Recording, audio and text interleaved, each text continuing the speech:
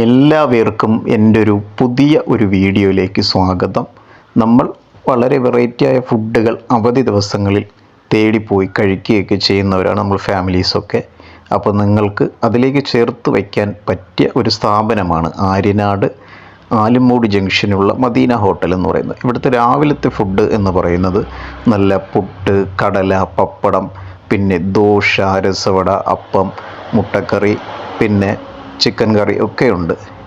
പിന്നെ ഉച്ചയ്ക്ക് എന്ന് പറയുന്നത് നല്ല മീൻ വിഭവങ്ങളോട് കൂടിയ നല്ല ഊണ്, ചിക്കൻ ബിരിയാണി ഉണ്ട്, നല്ല പോത്ത് ബിരിയാണി ഒക്കെയാണ്. വൈകിട്ടത്തെ സ്പെഷ്യാലിറ്റി എന്ന് പറയുന്നത് ഇവിടുത്തെ ചിക്കൻ ഫ്രൈ തന്നെയാണ്.